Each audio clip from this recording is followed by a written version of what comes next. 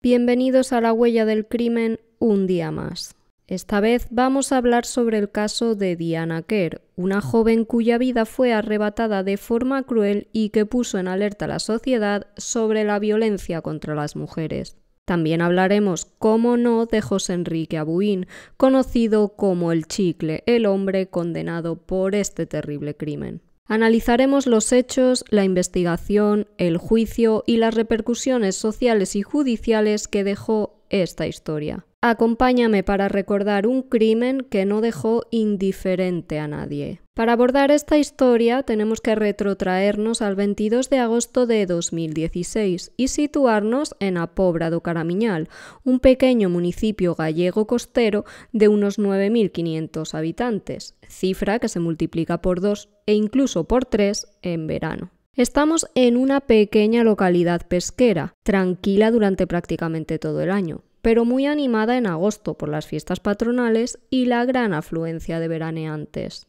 Las fiestas de la Virgen del Carmen y San Roque se celebran durante la segunda quincena de agosto, así que aquel día 22 de agosto de 2016 era uno de los más activos. Había actuaciones musicales, atracciones, desfiles y, sobre todo, gran presencia de gente en el paseo marítimo y en las calles cercanas al puerto. Aunque lógicamente había presencia policial, también se podían encontrar zonas menos vigiladas, especialmente durante la madrugada. En aquel lugar idílico y de gran valor sentimental para ella, se encontraba aquella fatídica noche Diana Kerr, una chica de 18 años que vivía en Madrid, en Pozuelo más concretamente, pero que pasaba el verano, como cada año desde que era niña, en A Pobra do Caramiñal, junto a su madre, Diana López Pinel, y su hermana menor, Valeria, ya que éstas tenían raíces gallegas. Diana acababa de terminar primero de bachillerato y se preparaba para afrontar su último curso con vistas a iniciar los estudios universitarios. Aunque aún no tenía una vocación clara, le interesaban la moda y el dibujo. En sus redes sociales solía compartir fotografías de estilo cuidado, algunas inspiradas en el mundo de las influencers, aunque siempre desde un tono personal. Según su madre, Diana era una chica reservada, sensible y con una notable madurez emocional para la edad que tenía. Podríamos decir que era más de escuchar que de hablar y más de observar que de exponerse. Le gustaba escribir en su diario, reflexionar y dedicar tiempo a estar a solas, aunque también disfrutaba saliendo con sus amigos. Diana tenía un pequeño grupo de confianza, tanto en Madrid como en Galicia, y no era habitual verla en entornos de fiesta desenfrenada. Le gustaban los entornos más tranquilos. Sus allegados coinciden en que era empática, afectuosa con los suyos y con una personalidad introspectiva. La describen como una joven que no seguía modas ciegamente, sino que tenía un criterio propio. Era elegante pero no ostentosa, coqueta pero sin llegar a ser superficial. En los meses previos a su desaparición, Diana vivió una situación familiar complicada. Sus padres estaban en proceso de divorcio tras un matrimonio largo y conflictivo. Las discusiones entre ambos progenitores habían afectado emocionalmente tanto a Diana como a su hermana Valeria. La relación con su padre, Juan Carlos Kerr, pasaba por momentos de distancia, aunque tras su desaparición él se convirtió en un rostro muy activo en la búsqueda y la causa judicial. Pero a pesar de esas tensiones, Diana mantenía un fuerte vínculo con su madre y su hermana menor, a quien protegía y cuidaba. Esa dualidad, una adolescencia marcada por emociones intensas, pero también por vínculos sólidos, construyó una joven compleja y auténtica, lejos del estereotipo de chica conflictiva que algunos medios llegaron a insinuar en los primeros días del caso. El 21 de agosto de 2016, Diana dijo a su madre y a su hermana que salía de casa para ver a sus amigos y dar una vuelta por el pueblo. Se puso unos pantalones vaqueros cortos, una camiseta blanca y unas zapatillas Converse negras, llevándose consigo el móvil y una cartera pequeña. Diana, la madre, se ofreció para recogerla cuando se cansara, pero la joven dijo que no hacía falta, que podía volver sola caminando. Como hemos dicho, era un pueblo tranquilo y Diana lo conocía bien. Nada hacía temer lo que iba a ocurrir unas horas después. Sobre la 1:30 de la madrugada, ya por tanto día 22 de agosto, decidió regresar a casa por el camino por el que solía hacerlo habitualmente. Durante el trayecto, la joven iba hablando por WhatsApp con uno de sus amigos de Madrid, y en un momento dado, este recibió un mensaje que le dejó intranquilo. «Me estoy acojonando. Un gitano me estaba llamando». El amigo le preguntó qué le había dicho este hombre, y ella contestó por última vez: «Morena, ven aquí». Nunca más volvería a conectarse y jamás llegaría a su hogar aquella noche. A la mañana siguiente, en cuanto la madre de Diana despertó y vio que su hija no estaba allí y no le había mandado ningún mensaje, se preocupó al instante porque sabía perfectamente que la joven jamás habría hecho eso. Lo primero que hizo fue alertar al padre, Juan Carlos Quer, y rápidamente contactó con la Guardia Civil para denunciar su desaparición. De igual modo, Diana dio aviso también a la policía local de que no localizaba a su hija, y estos se sumaron a la búsqueda junto a Protección Civil. Mientras, la familia Quer López Pinel se dedicó a imprimir carteles con la imagen de la chica y 2 números de contacto, el de la policía y el de emergencias, por si alguien tuviera cualquier información al respecto. Y poco a poco empezaron a conocerse datos sobre lo que hizo Diana aquella noche. La última vez que fue vista pasaba frente a la pizzería Mi Manda Picone y, a partir de ahí, empezó a buscarse a la chica. Se revisaron unas naves en mal estado que estaban en el camino a casa que debió hacer aquella noche Diana. La batida pasó también por las calles cercanas, buscando cualquier vestigio que pudiera arrojar luz sobre el paradero de la chica. Y se prestó especial atención a una zona llena de juncos poco transitable, por si hubiera llegado hasta allí, bien accidentalmente o bien porque alguien la hubiera llevado. Pero no encontraron nada. La investigación avanzó a buen ritmo. Juan Carlos Quer se convirtió en el portavoz de la familia y, desde el minuto 1, pidió a los cuerpos y fuerzas de seguridad del Estado que pusieran en este caso todos los recursos posibles. El operativo de búsqueda siguió durante prácticamente un mes, organizado por Protección Civil. En él participaron diariamente prácticamente todos los vecinos de A Pobra do Caramiñal. Pero los días pasaron y, pasados alrededor de 3 meses, todavía se desconocía si había sido una huida voluntaria, si había sufrido un accidente o si alguien la había hecho desaparecer, aunque los padres tenían claro que Diana no se habría marchado sin avisar. Sin apenas información, la Unidad Central Operativa de la Guardia Civil, la UCO, se hizo cargo del caso, mientras la familia siguió pidiendo a diario en los medios de comunicación, que no tardaron en hacerse eco del caso, que no se olvidara su historia y no se dejara de buscar a la joven.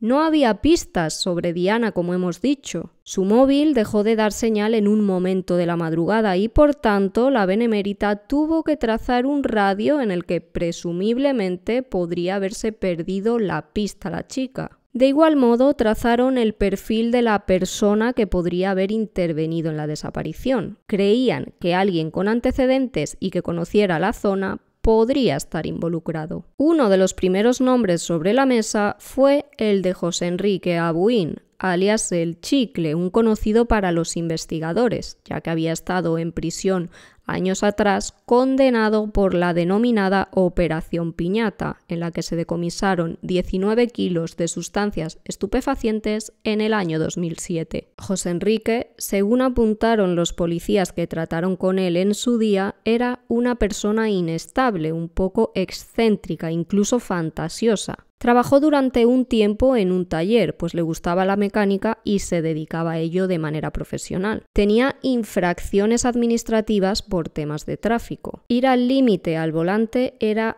uno de sus hobbies y eso obviamente le acarreó problemas, pero ningún agente pensó entonces en lo que este hombre iba a convertirse. El Chicle tuvo relación personal y familiar con integrantes de un clan de narcotraficantes de la zona de A Pobra, lo que le hizo dar el salto a este otro delito, por el que pasaría varios años en la cárcel. En el momento de la desaparición de Diana, Enrique Abuín vivía en Outeiro, Taragoña. Y si estuvo desde el primer momento prácticamente en el foco de la Guardia Civil, es porque su cuñada le denunció en 2005 por una presunta agresión sexual, lo que dio más fuerza a las sospechas de la UCO. Aquella denuncia quedó archivada porque no se pudo demostrar que él hubiera agredido a la hermana de su mujer, pero no impidió que la benemérita se fijara en él. Rápidamente el chicle se dio cuenta de que estaba en el punto de mira y empezó a sentirse seguido. Temía que los investigadores podían descubrir algo de él que no le interesaba y empezó a idear una coartada sobre dónde estuvo el día en el que desapareció Diana. Convenció a su mujer y a sus cuñados para que dijeran a los guardias que había salido aquella madrugada a robar gasoil a los feriantes. Ya en el juicio, la esposa del chicle explicaría que fue él quien le pidió que mintiera porque querían culparle de algo que no había cometido. Pero eso sirvió en parte a Abuin para que se aliviara durante un tiempo la presión sobre él. 2 meses después de la desaparición de Diana, el 27 de octubre de 2016, unos mariscadores encontraron una pista que sería clave en el caso. En la zona del puente sobre una ría, a la altura de Taragoña, hallaron un móvil que no tardaron en identificar. Era el iPhone de Diana Kerr. El teléfono, como es lógico pensar, presentaba múltiples daños. Llevaba 2 meses en agua salada, metido en fango y tenía la pantalla rota. Pronto los investigadores supieron que quien trató de deshacerse de ese móvil lo había bloqueado. O lo que es lo mismo, había agotado el número permitido de veces que se puede introducir la contraseña para desbloquearlo,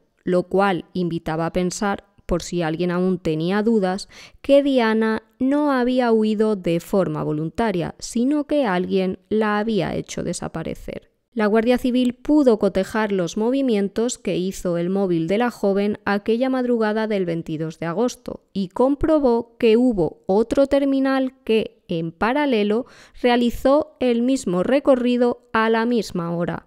Efectivamente, era el de José Enrique Abuin, el chicle. Ya tenían la primera prueba de cargo contra este hombre. Los investigadores se centraron entonces en reconstruir los pasos que dieron aquella noche. Gracias a la localización de ambos terminales se pudo determinar que abandonaron a Pobra por una de las salidas de la autovía a una velocidad media de 150 o 160 km por hora. Atravesaron el puente de Taragoña y pasaron por una gasolinera. Otro error que cometía el chicle, pues una cámara captó un fotograma de las luces de un coche. Una empresa de Porriño relacionada con la ingeniería y la automoción tomó las medidas de aquel fotograma y dedujo que aquel coche debía ser un Alfa Romeo 156. Cruzando todos esos datos, la Guardia Civil ya no tenía ninguna duda. En aquel vehículo, que también poseía uno así, el chicle, iban Diana y su secuestrador camino a Rianxo. Mientras la benemérita trataba de dejar bien atada la investigación, el chicle, movido por su deseo insaciable, intentó entonces capturar a otra chica, Tania Romero. Pese a que sabía que estaba en el foco de los investigadores, fue hasta Boiro el 25 de diciembre de 2017, cuando había pasado ya más de un año de la desaparición de Diana, y allí vio a una joven que volvió a llamar su atención. El chicle se quedó junto a su coche, con el maletero abierto, al igual que la puerta del conductor. Cuando vio a la joven acercarse, optó por ir hacia ella con un objeto punzante. La chica, sin ser consciente, lo grabó todo con su móvil. Tania le decía que por qué intentaba agredirla y él le respondía que necesitaba dinero y que le diera el móvil. Ella le ofreció 20 euros, pero se negó a darle el teléfono y él le preguntó que si tenía tarjeta, a lo que ella respondió negativamente. Como es lógico, la chica cada vez estaba más nerviosa y el chicle la amenazó con rajarla si seguía alzando la voz. Le dijo que se metiera en el coche y le diera el móvil, pero ella insistió en que no. En ese momento, un coche pasó junto a ellos y el tono de Abuin cambió. De repente le preguntó si era Carla y ella le dijo que no. Entonces el chicle le pidió perdón y le comentó que no era más que una broma, que debía haberse equivocado de chica. Entre risas intentó tranquilizarla y la joven le pidió que la dejara marchar. Pero en cuanto ese vehículo pasó de largo, Abuin volvió a la carga. Le exigió que le diera el móvil y fue más allá. Esta vez la agarró y la empujó hasta meterla en el maletero de su Alfa Romeo gris, mientras intentaba cerrar la puerta del coche que había dejado abierta. Tania forcejeó, dio patadas intentando salir de allí. Temía que si el hombre conseguía cerrarlo, acabaría muerta. Unos chicos que estaban por la zona salvarían a la joven. Volvían a casa y empezaron a escuchar gritos de mujer. Era Navidad, así que no le dieron demasiada importancia. Pensaron que a alguien se le había ido la fiesta de las manos. Pero al darse cuenta de que los lamentos seguían y que no eran normales, decidieron acudir a la zona de la que provenían. Allí se encontraron con Tania y el chicle, observaron un claro forcejeo y se percataron de que el maletero del coche estaba abierto. En cuanto la joven vio a estos chicos, se acercó corriendo hacia ellos pidiendo ayuda. Les dijo: «Venid, ayudadme, me están intentando secuestrar y tiene un cuchillo». Abuin, que no contaba con aquello, se quedó paralizado unos segundos, mirándoles. Después se metió en el coche y huyó apresuradamente. A Tania le dio tiempo a recordar el modelo, así como algunos números y letras de la matrícula del chicle, información que serviría y mucho a la Guardia Civil. Cuando Tania denunció lo ocurrido, un miembro de la policía judicial escuchó el audio que sin querer la joven había grabado y reconoció sin lugar a dudas la voz del chicle, pues él estaba investigando también la desaparición de Diana Kerr. De este modo fue como se trazó el nexo que unía ese intento de secuestro con la joven madrileña. Gracias a eso, finalmente José Enrique Abuin fue detenido unos días después, el 29 de septiembre de 2017. Su mujer, Rosario Rodríguez, que en un principio declaró que había estado con él la noche en la que desapareció Diana Kerr, admitió que había mentido, que no estuvieron juntos y que recordaba además que él había llegado a altas horas de la madrugada aquel 22 de agosto. El chicle se vio entre la espada y la pared y terminó confesando todo. Relató dónde se encontraba el cuerpo de la joven y la Guardia Civil puso en marcha el operativo para recuperar los restos mortales de Diana. 496 días después de que se le perdiera el rastro, los investigadores se desplazaron hasta una nave en Asados, Rianxo, a 300 metros de la casa de los padres de Abuin. El 31 de diciembre de 2017, gracias a un gran despliegue en el que se incluyeron perros especialistas en buscar cadáveres, al fin el cuerpo de la joven fue hallado en el interior de un pozo lastrado con 2 bloques de hormigón. Según la investigación, el chicle introdujo el cadáver en una funda plástica, la ató con bridas y le añadió los bloques para asegurarse de que no saliera a la superficie. Hay que decir que José Enrique no escogió este lugar al azar, ni muchísimo menos. Como hemos dicho, era una zona que conocía a la perfección y al estar tan cerca de la casa en la que se crió, eso le permitía tenerla asegurada en cierto modo. Siempre sabía qué ocurría por allí. Además, no era la primera vez que lo utilizaba para sus delitos. Anteriormente, allí había ocultado droga. Y más allá de la confesión de Abuin, la tecnología fue capaz de demostrar que el chicle estuvo en aquella nave alejada del mundo junto con Diana durante 1 hora y 20 minutos. Con todos estos datos, el juicio por esta causa arrancó el 12 de noviembre de 2019 en la Audiencia Provincial de A Coruña, en Santiago de Compostela. Entre las múltiples voces que se escucharon en la sala, una de las más llamativas fue la de Manuel Somoza, amigo íntimo de José Enrique Abuin, que sostuvo que el asesino de Diana Kerr solía acudir a prostíbulos con asiduidad y que cuando lo hacía solía fijarse en las chicas más jóvenes, de 22 y 23 años, especialmente si eran morenas, delgadas y de pelo largo, características físicas que coincidían con las de la joven madrileña. niña. Se supo también que antes de hacer desaparecer a Diana, el chicle solía ir a las salidas de los institutos en Rianxo en compañía de este otro amigo para ver salir a las adolescentes, a las que llamaba y trataba de captar su atención. En cuanto a los forenses, explicaron las complicaciones que tuvieron a la hora de revisar el cuerpo, pues como hemos dicho, estuvo casi 500 días sumergido en un pozo a 10 metros de profundidad. El cadáver llegó al anatómico forense en un avanzado estado de putrefacción, por lo que no pudieron usarse algunas de las técnicas más habituales. Para el abogado de la acusación, Ricardo Pérez Lama, el chicle se encargó de intentar hacer desaparecer toda prueba contra él tratando de ocultar el cadáver de Diana. Y debido, por ejemplo, a que el cuerpo estuvo sumergido, desaparecieron las posibles pruebas que indicarían que Diana sufrió una agresión sexual. Junto al cuerpo se encontró una brida cerrada con pelos de Diana atrapados en la misma y se determinó que la víctima tenía fracturado el hueso hioides. Dicho de otro modo, desde el punto de vista forense, la muerte de Diana se produjo por estrangulación con esta herramienta. Sin embargo, en su declaración durante el juicio, el chicle dio una versión muy diferente. Negó haberla acechado y haberla abordado mientras iba caminando hablando por el móvil. Aseguró que no se acercó a ella de forma violenta y que tampoco la metió en el maletero, ni la ató ni la amordazó. José Enrique Abuin sostuvo que Diana, por accidente, se fue hacia atrás, cayéndose al suelo. Se agachó, la cogió y presionó con su mano derecha, sin saber dónde estaba ejerciendo fuerza. Aseguró que en ningún momento su intención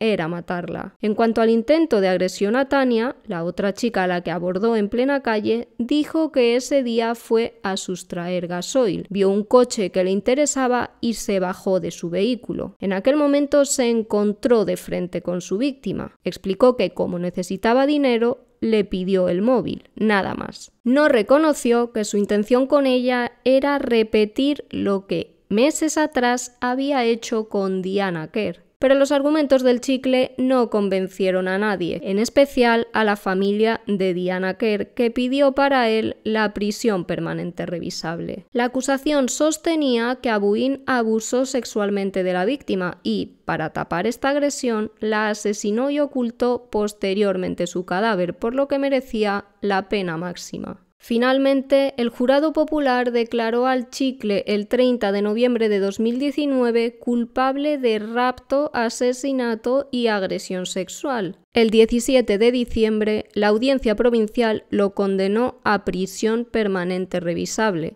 además de a 10 años de libertad vigilada por asesinato con agravante y 4 años por agresión y detención ilegal. Según los hechos probados que vienen recogidos en la sentencia, la madrugada del 22 de agosto de 2016, a las 2:40 horas, el acusado abordó a Diana Quer por sorpresa cuando se dirigía a su casa por el Paseo Areal, en A Pobra do Caramiñal. La introdujo en el maletero del vehículo por la fuerza, evitando que gritase, y le arrebató el teléfono móvil. Desde allí trasladó a la joven a la nave abandonada de Asados, donde llegarían en torno a las 3:09. Allí agredió sexualmente a la víctima y la estranguló con una brida. Consumada dicha acción, introdujo el cuerpo de la víctima en el pozo, donde arrojó también su bolso y se deshizo de la ropa de la víctima. Posteriormente, para ocultar el delito contra la libertad sexual, volvió a añadir bloques de adobe unidos por cables como lastre para impedir que el cuerpo emergiera.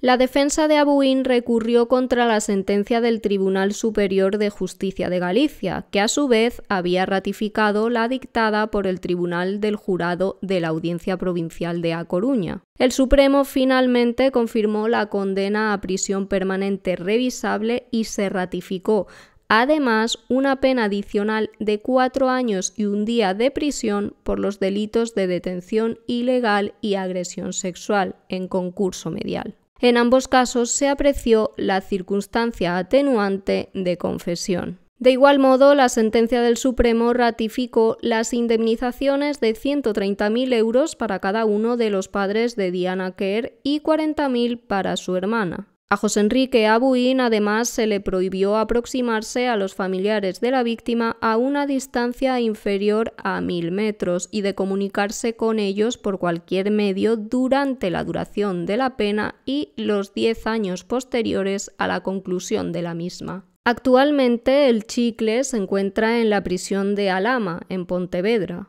Fue trasladado allí en 2018 procedente de la cárcel de Ateixeiro y desde entonces permanece cumpliendo condena. Los que han tratado con este hombre le califican como un individuo peligroso para las mujeres, consciente en todo momento de lo que es capaz de hacer. Para los especialistas que investigaron el caso, Abuin tenía la tétrada oscura de la personalidad, un concepto que en psicología describe un conjunto de 4 rasgos de personalidad socialmente aversivos. El primero de ellos, el narcisismo, que no es otra cosa que un exceso de amor propio y necesidad de admiración, cuyas características son el egocentrismo, la grandiosidad, la necesidad de validación y la baja tolerancia a la crítica. El segundo, el maquiavelismo, que es la tendencia a manipular a los demás para obtener beneficios personales y que se caracteriza por la astucia, el engaño, la frialdad emocional y la estrategia calculadora. El tercero,